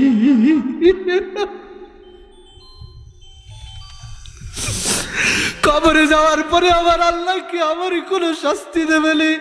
হুজুর আমার দুইটা পা চলে গেছে, আমি মানুষের মধ্যে যাইতে পারি না, হুজুর আমি জনসমাগমে ঢুকতে পারি না, আমার শরীরের গন্ধ আমার কাছেই বিরক্তিকর লাগে, লোকের কথা আর কি বলবো? হুজুর আপনার কাছে আমার জানতে চাওয়া, আমার দুনিয়াতে যা হয়েছে হয়েছে, চাকরি গেছে, বিবি গেছে, বাল বাচ্চা গেছে, সংসার গেছে, সব গেছে, আমি এখন ভব ঘুরে ঘুরে ঘুরে বেড়াই, আমার কোনো আফসোস নাই, কিন্তু হুজুর আমাকে একটু অভয় দেন, আমার কবরে নতুন করে আর কোনো আযাব হবে নি, আমার আল্লাহ কি আমার এই ভুলটুকু মাফ করে আমারে কবরে নিস্তার দেবেনি? ওবাজান, কবরে নিস্তার পাওয়ার দরকার আছে না নাই? এবার একটু মাথাটা নিচু করে দিয়ে দিলটাকে আল্লাহমুখী করে আল্লাহর ভয় অন্তরে জাগ্রত করেন। উপস্থিত তাবলিগ জামাতের সদস্যরা লোকটার এই বিবরণ শুনবার পরে কানতে কানতে চোখের পানিতে দাড়ি ভিজে, জামা ভিজে যাচ্ছে।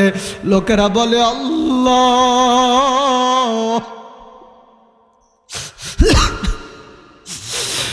দুনিয়ার কবরে তোমার পুকার যদি বিষে তোমার আত্মখায়, চোখের নিমিষে একটা পুকুরের পানি যদি আগুন হয়ে যায়, ও আল্লাহ কবরে তোমার আযাব না জানি কত ভয়ঙ্কর। এজন্য আমি শুরুতে হাদিস পড়েছিলাম, নবী আমার বলেন, ইন্নামাল কবরু রাউযাতুম মির রিয়াজিল জান্নাহ আও হুফরাতুম মিন হুফারিন নার।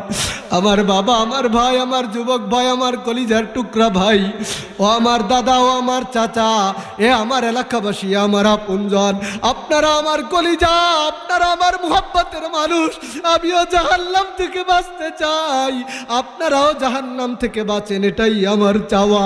গলা চিল্লায়া এত লম্বা সময় কথা বলার একটাই উদ্দেশ্য, আসুন না কবরের আযাব থেকে বাঁচি। আল্লাহ আমারে আপনারে ডাক দিয়া বলে, বান্দা আয় আয় আয়, তুই আমারে ভুলে দূরে সরে গেলেও আমি তোরে ভুলি নাই, আমার দরজায় ফিরে আয়, আমি তোরে রহমতের কোলে তুলে নিতে দেরি করব না। ওই ঘটনা আপনারা শুনেন নাই? এক হিন্দু, তার দেবতার নাম হলো সনাম, ও জিকির করতেছে সনাম সনাম সনাম সনাম সনাম, বাংলা অর্থ হলো আমার দেবতা, আমার দেবতা, আমার দেবতা। আমার আল্লাহর একটা নাম আছে সমাদ। ওই লোকটা নিজের অজান্তে সনাম সনাম বলতে বলতে একবার বলে বসছে সমাদ। যেই বলছে সমাদ, উপর থেকে গায়েবী আওয়াজ, বান্দা আমি তোর দরবারে হাজির। চিৎকার মারে কন্যা আল্লাহু আকবার। কারে ডাকছে?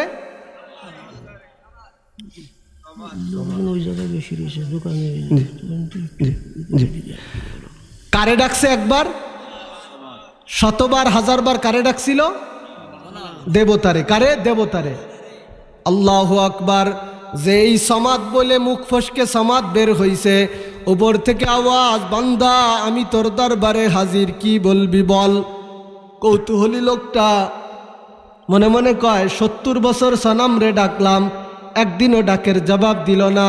মুখ ফসকে সনামের জায়গায় সমাদ বের হলো, কে ডাকের জবাব দিল? আল্লাহু আকবার। জবাব দেয় কে? আমাদের আল্লাহ জবাব দিতে পারে না পারে না? আরো জোরে কোন পারে না পারে না? আল্লাহু আকবার। লোকটা কয়, যেই সনাম রে 70 বছর ধরে ডাকলাম জবাব নাই, ওই সনামের জায়গায় সমাদ ডাক দিলাম, জবাব চলে আসলো। তাইলে ওটাই আমার আসল খোদা, আমি আর মূর্তির পূজা করতাম না। সমাদ তুমি আমারে হিদায়তের পথ দেখাও। সকালবেলা আলেম উলামাদের দ্বারস্থ হয়ে লোকটা পড়ে নিছে, লা ইলাহা ইল্লাল্লাহু মুহাম্মাদুর রাসূলুল্লাহ। ওই আল্লাহ ক্ষমা করতে পারে না পারে না? আমাদের ওই আল্লাহ আছে না নাই? ও দাদা, ও চাচা, ও ভাই, ও কলিজার টুকরা এলাকাবাসী, আসো আমিও জাহান্নামের আগুন থেকে বাঁচি, তুমিও বাঁচো। একটু মনটারে নরম করো, মাথাটারে নিচু করে দিয়ে আল্লাহর দিকে একটু ফিরে আসো। আসো কবরের আযাব থেকে বাঁচি। তাবলীগ জামাতের লোকেরা ওই লোকটাকে বলল, ভাই গো, আল্লাহর দিকে ফিরে আসেন। আল্লাহ আপনাকে যেই শাস্তি দুনিয়াতে দিছে, সামান্য না বুঝে অপরাধের কারণেও যদি এত বড় পাকড়াও হয়, আমরা আশা করতে পারি আপনার পাপের, আপনার ভুলের খিসারত দুনিয়ার শাস্তি দিয়েই হয়ে যাচ্ছে। আপনি মরার পরে আল্লাহ হয়তো আপনারে আর নতুন করে আযাব দিবে না। তবে বাজান গো, ভাই গো, এই দুনিয়াতে আর যতদিন বেঁচে আছেন আল্লাহর দিকে ফিরে আসতে হবে। লোকটা কাঁদে আর বলে, হুজুর, মোটামুটি যখন সুস্থ হয়েছি, সুস্থ হওয়ার পরে আর কোনো দিন নামাজ ছাড়ি নাই, নিয়মিত কোরআন তিলাওয়াত করি, জিকির করি, আল্লাহরে ডাকি, আল্লাহর কাছে ক্ষমা চাই। হুজুর, আমি আমলে কোনো ত্রুটি করি না, তবে আমার পা থেকে গন্ধ আসার কারণে আমি কোনো মানুষের ভিতরে যেতে পারি না। হুজুর, আপনারা দোয়া করেন আমি যেন দিনের উপর থাকতে পারি, দিনের পথে চলে যেন আমি বিদায় নিতে পারি। আল্লাহ যেন আমাকে দুনিয়াতে যা করছে করুক, আল্লাহ যেন অন্তত কবরে আমাকে মাফ করে দেয়। ওই উপস্থিত লোকেরা সবাই কান্না করতেছে। তাবলীগ জামাতের আমির বলল, ভাই গো, আপনি আল্লাহকে ডাকতে থাকেন, আল্লাহ আপনাকে মাফ করলে করতেও পারে। আমার আল্লাহ ক্ষমা করতে পারে না পারে না? আরো জোরে কোন পারে না পারে না? এ যুবক, এ কলিজার টুকরা ভাই, এই যে রাত প্রায় 10:30 বেজে গেছে, এখনো আমার কাছে খবর আসতেছে চানাচুরের দোকানে, বাজার দোকানে লোকের অভাব নাই। এখানে লোক আপনারা যা আছেন তাও কম না, কিন্তু ওইখানের আড্ডাটা, কলিজার টুকরা যুবক, এই কথাগুলো যদি অন্তত একটু কানের ভিতরে নড়া দিয়ে থাকে, একটু দিলের ভিতরে যদি ধাক্কা দিয়ে থাকে, কিছুক্ষণের মধ্যে প্রধান বক্তা ভাই আবু জাফর সাহেব আসবে, অনেক সুন্দর আলোচনা করে বয়ান করবে। ও যুবক ভাইরা, একটু ফিরে আসো, অন্তত শেষ আর 1-1.5 ঘন্টা একটু আল্লাহরে স্মরণ করো, এই জান্নাতের বাগানে বসো, একটু ফিরে আসো। আল্লাহ ডাকতেছে, আয় আয় আয়। হাজারো টাকা খরচ করিয়া ইসামতি মধ্যপাড়া জামে মসজিদের আয়োজনে জান্নাতের বাগানে আয়। মুআজ বিন খলিল সিফাতুল্লাহ আবু জাফর সিদ্দিকীদের কণ্ঠে কোরআন হাদিসের কথা শুনে আখেরি মুনাজাতে, আমি আল্লাহর কাছে ক্ষমা চা, তুই আমার কাছে ক্ষমা চাইতে দেরি আছে, আমি আল্লাহ তোকে মাফ করতে দেরি করব না। চিৎকার মেরে কন্যা সুবহানাল্লাহ। আমাদের আল্লাহ ক্ষমা করে না করে না? একই দয়ার ডাক, আপনি চিন্তা করতে পারবেন? আল্লাহ ডাক দিয়ে কয়, ইয়া আইয়ুহাল ইনসান মা গর্রকা বিরাব্বিকাল কারীম।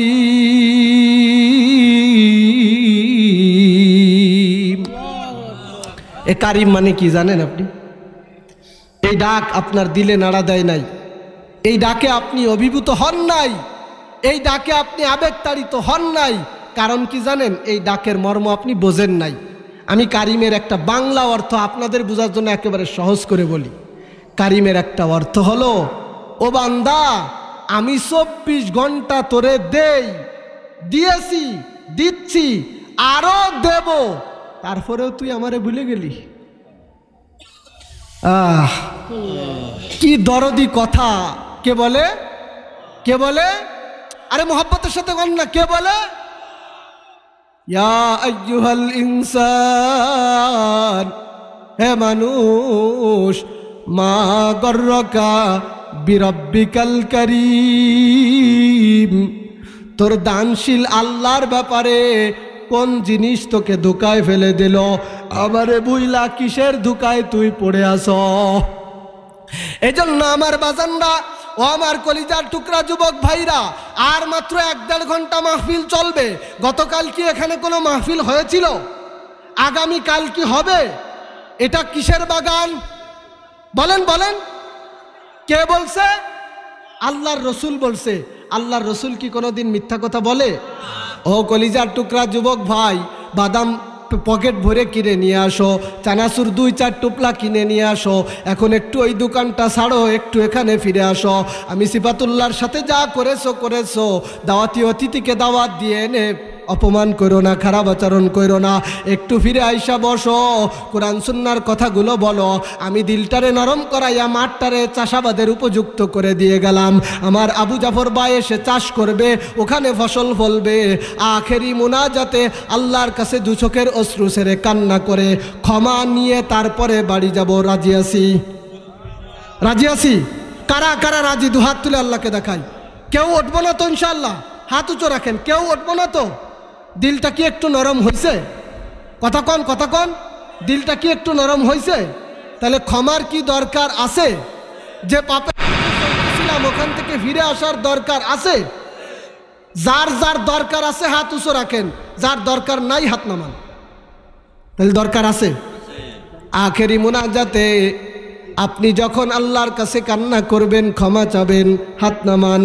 নবীর হাদিস থেকে একটা সুসংবাদ আপনাকে শোনাবো, একটু জিকির করেন লা ইলাহা ইল্লাল্লাহ, লা ইলাহা ইল্লাল্লাহ, লা ইলাহা ইল্লাল্লাহ, লা ইলাহা ইল্লাল্লাহ, লা ইলাহা ইল্লাল্লাহ, লা ইলাহা ইল্লাল্লাহ,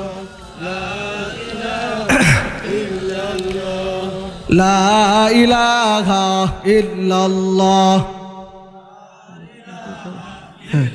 ওই আবু জহর ভাই যদি করবেন। লা ইলাহা ইল্লাল্লাহ, লা ইলাহা ইল্লাল্লাহ। একখানা হাদিস শোনায় আমি আমার আলোচনা সমাপ্তির দিকে নিয়ে যাব। খেয়াল করেন। আল্লাহু আকবার। বাজান রে আমার, ও বাজান, কোনো জান্নাতের বাগান যদি এরকমভাবে দুনিয়ার কোথাও কায়েম হয়, গতকালও এটা একটা খোলা মাঠ ছিল, আগামীকালও খোলা মাঠ, আজকের আখেরি মুনাজাত পর্যন্ত এর নতুন একটা পরিচয়, এটা জান্নাতের বাগান। চিৎকার মেরে কন্যা সুবহানাল্লাহ। এই জান্নাতের বাগানে আল্লাহর বান্দারা যখন একত্রিত হয়, আল্লাহর ফেরেশতারা চতুর্দিক থেকে এরা হয়ে যায় তখন আল্লাহর মেহমান। আমাদের দেশে যদি বিদেশ থেকে কোনো রাষ্ট্রপ্রধান মেহমান হয়ে আসে, সরকার 4 স্তরের নিরাপত্তা দিয়ে পাহারা দেয় না? আল্লাহর মেহমানদেরকে আমার আল্লাহ পাহারা দেয়, আল্লাহর ফেরেশতা দিয়ে চতুর্দিকে ঘিরে রাখে। নবীর হাদিস সত্য না মিথ্যা? যদি সত্য হয় তার অর্থ হলো এখন আমাদের চতুর্দিক থেকে ফেরেশতার বেষ্টনী আছে না নাই? অবাজান লক্ষ্য করেন, ফেরেশতারা চতুর্দিক থেকে ঘিরে রাখে, আলোচনা শুনতে থাকে আর ফেরেশতারা পাহারা দিতে থাকে। অনেক কথা আছে, সেগুলো বলবার সময় আমার হাতে নাই। এখন ওই ফেরেশতারা যখন আখেরি মুনাজাত হয়, মুনাজাতে বান্দারা যখন আল্লাহর কাছে কান্নাকাটি করে, রব্বুল আলামিন, ও আল্লাহ, তো জীবনের 70 বছর হায়াত দিয়ে যদি পাঠিয়ে থাকো, 50 বছর পার হয়ে গেছে, আর 20 বছর বাঁচব। আল্লাহ, যৌবন আর প্রৌরত্বের লম্বা সময় তোমার নাফরমানিতে কাটাইছি। আজকে কবরের আযাব সম্পর্কে যে কথাগুলো শুনলাম, আল্লাহ, দিলটা নরম হয়ে গেছে, তোমার ভয় নতুন করে জাগ্রত হয়েছে। আর আজকের ফজরের থেকে আর নামাজহীন অবস্থায় চলবো না। আল্লাহ, আর মিথ্যা কথা বলবো না, সুদ খাবো না, জিনা করবো না, মিথ্যা কথা কথা বলবো না, কাউকে গালি দেব না। আল্লাহ কবরে তোমার আযাব থেকে ক্ষমা চাই, আল্লাহ কবরে আযাব থেকে বাঁচতে চাই। এই কাকুতি মিনতি নিয়ে বান্দা যখন আল্লাহর কাছে আখেরি মুনাজাতে কাঁদবে, বান্দা কান্নাকাটি করে চোখ মুছতে মুছতে যখন চলে যায়, আমার শেষ কথা নবীর হাদিস এবার খেয়াল করেন। আল্লাহর ফেরেশতারা আপনার আমার নাম ধরে ধরে ডাকে আর বলে, ও আব্দুল্লাহ, আব্দুল করিম, আব্দুল সত্তার, আব্দুর রহমান, আব্দুর রহিম, এই লম্বা সময় জান্নাতের বাগানে দিয়ে যেই পরিবর্তনের বাসনা নিয়ে তুই বাড়ি যাচ্ছিস, একটা সুসংবাদ নিয়ে যা, আমার আল্লাহ তোর জীবনের সব গুনাহ মাফ করে দিয়েছে। কুমু মাগফুরাল লাকুম। ফেরেশতারা বলতে থাকে, বান্দা তুই যা, তোরে আমার আল্লাহ মাফ করে দিয়েছে। চিৎকার মেরে কন্যা সুবহানাল্লাহ। আল্লাহর ক্ষমা চাই, আল্লাহর ক্ষমা চাই। আজকের পরে জীবনের মোড় ঘুরাতে চাই, জাহান্নামের পথ ছেড়ে জান্নাতের পথে চলতে চাই, জাহান্নামের আসামির থেকে নামটা কাটাইয়া জান্নাতের মেহমানদের তালিকায় নাম লেখাতে চাই। কারা কারা চাই দুহাত তুলে আল্লাহকে দেখাই। শেষ কথা, হাতটা উঁচু রাখেন। এই যে আল্লাহর কাছে পাহারাদার ফেরেশতাদের কাছে সাক্ষী বানাচ্ছি, আমার বাজানরা একটা ওয়াদা দিতে হবে, পারবেন? আমার ভাই এক জায়গায় বয়ান করে আসছে, খুব বেশি সময় পারবে না নে, আমরা কথা বলি তো আমরা বুঝি, অল্প বিস্তর যতটুকু কথা বলবে। এরপরে মেহমান হয়ে এসে যে আখেরি মোনাজাত দিবে, ওই মোনাজাতের আগে পেশাব পায়খানার প্রয়োজন ছাড়া কেউ যাব না। পারবো? বলেন পারবো? আল্লাহ কবুল করুক, বলেন আমিন। শেষ পর্যন্ত কথা শুনবেন, আমার পরে উঠে গেলে মেহমানের সাথে বেয়াদবি হবে, বেয়াদবিটা করবেন না ইনশাআল্লাহ। যে ইস্তেঞ্জা থাকলে করে এসে আবার বসবেন। আল্লাহ পাক আখেরি মুনাজাতে আল্লাহর ক্ষমা নিয়ে বাড়ি যাওয়ার তৌফিক দান করুক। ওয়া আখিরু দাওয়ানা আনিল হামদুলিল্লাহি রাব্বিল আলামিন। আসসালামু আলাইকুম ওয়া রাহমাতুল্লাহি ওয়া বারাকাতুহু। বেঁচে থাকলে আবার দেখা হবে, মারা গেলে মাগফিরাতের দোয়া চেয়ে বিদায় নিচ্ছি। আল্লাহ হাফেজ। আসসালামু আলাইকুম ওয়া রাহমাতুল্লাহ।